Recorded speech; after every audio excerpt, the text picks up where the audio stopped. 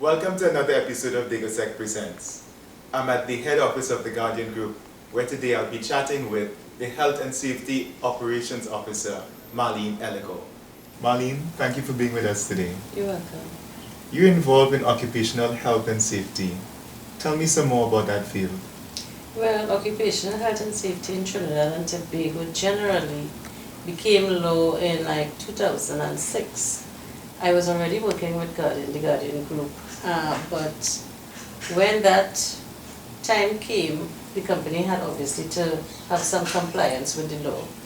And being a registered nurse professionally, I was one of the first candidates that was considered for a transfer into that area. So I was transferred into that area under the Business Continuity Plan and Risk Management Group department. And we started putting things in place to ensure that employees while at work would be healthy and safe in accordance with the requirements of the law. And from a company perspective, that we would be working on plans, policies and procedures that they could follow as a system so that they would know if they were exposed to hazards on the job, if they had an accident on the job, that there were procedures to follow and remedial things to ensure that it would not happen again. So from that perspective, Guardian was following the mandate of the law. And after that I felt I wanted just having a general medical background was not sufficient. So I started the Occupational Health and Safety degree through the University of Greenwich, SBCS. And I did that, so I'm now a BSc with that knowledge. So we use international standards and benchmarking for health and safety, other than just barely complying with the law of Trinidad and Tobago. So your training before was in nursing? Yes. Okay. How is it? I mean, I don't understand. When you think Guardian Group, you don't think about nursing, you think mainly insurance. So how is it you were employed as a nurse? I've had quite an exciting work experience, work life, let's see. So when I left Digosec, I always knew I wanted to become a nurse. There was never a doubt of what I wanted to do, because I was very young when I left school. I had to wait until I was 18 before I was able to start training. So I went into nursing, became an RN, and got married. Because of the long working hours, when I started having kids, I decided I wanted to be a stay-at-home mom, which I did for 4 years. Then while I was there thinking, well, now I have little children, I can't be working shift and thing, because I felt family life is very important, and children need their mother around, and their father was self-employed, so he had long hours too.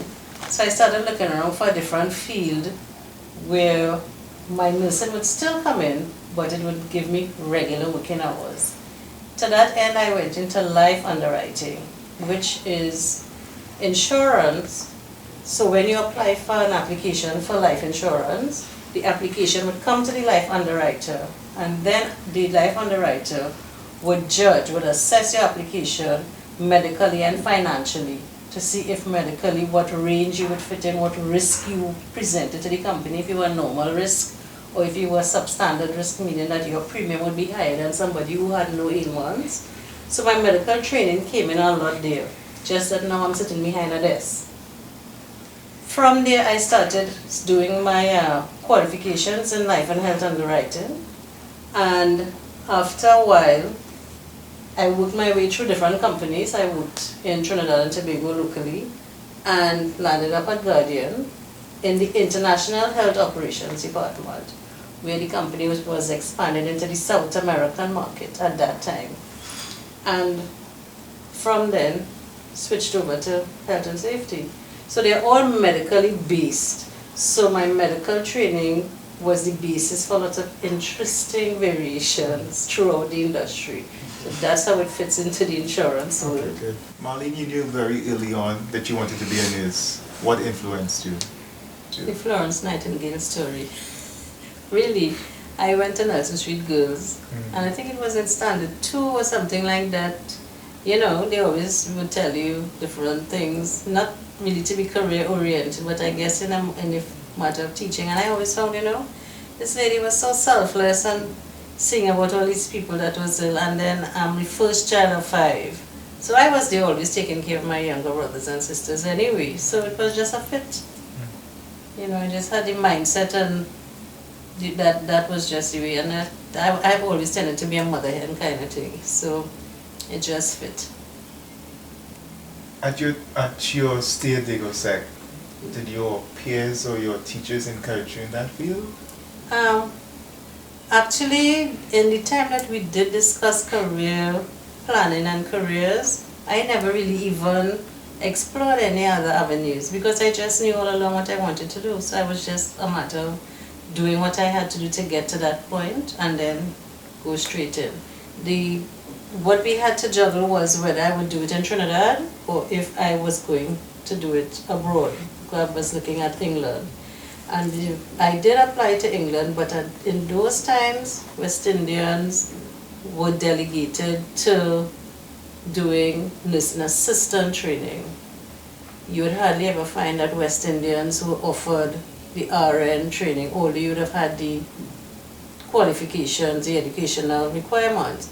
And when I left school, I figured, doing it in Trinidad and Tobago was really what I would have wanted to do anyway. And when I applied, everything went through because I had the qualifications, and that's how I ended up doing it here and staying here. Tell me about your time at DegoSec. Oh, memorable times, really memorable times. When I went into that school in 1971, it was strange because I came from an all-girls school. So here I was in school that was mixed.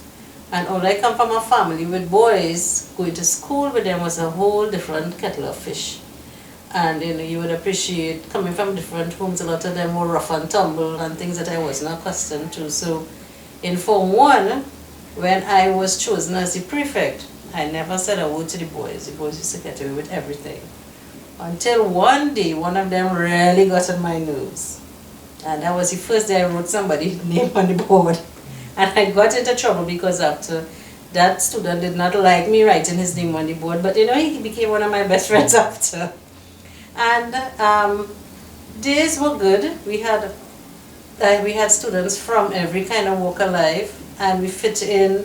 As you would gravitate to some, and you would find that you would have a few best friends in the class. But our group 1-3 in those days was very cohesive. We worked hard together, we played hard together, and we always kept that closeness throughout our 5 years. What happened after the 5 years were done? Well, after graduation, in those days, we didn't have all this social media and cell phones and different things. Most of us went our own way. I had 2 very good friends that I kept in close touch with. One of them migrated, and then the other one, she wanted to be a teacher, I wanted to be a nurse. We went into the world of work right after school, and we did postgrad stuff in the evening. So she registered she applied to do nursing, and I applied to do teaching. Because she wanted to be a teacher, I wanted to be a nurse. And we were so close, right? But the nursing thing came through first. Right. So she became a nurse with me. We went into nursing together, yes. Okay. We went into nursing together, and we literally, we in hostel, we had rooms next to one another. We did our whole nursing together. God rest her soul, she passed on a few years ago. She stayed on in the profession while when I went home, because I became a at-home mom with the advent of my first baby, and she migrated to Florida, and we were in close touch until she passed, unfortunately. My other friend, we kind of lost touch for a while, and a few years ago via the social media we bounced up again, and we're in touch. We talk on email nearly every day.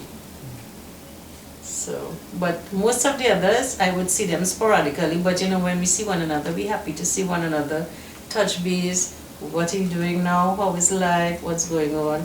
And once or twice we try to organize some little get-togethers, obviously. Many people weren't able to attend, but we get together once or twice when we can. What was Digosec famous for in those days? Oh, Digosec was famous in the days I went, my era, I would say. We were famous for sports, and we were famous for New Country and music festival. It used to be neck and neck with us and CIC Choir for music festival. And in New Country, we were neck and neck with Fatima. So it was always a battle between us and the schools. Don't tell a Digosec girl about a Fatima guy or a CIC guy. We don't want to hear nothing about that. It was strictly Digosec, because the rivalry in those days was real strong. And when it's intercall, everybody's coming out to support our side. We were really cohesive and very, very, very family oriented in my era.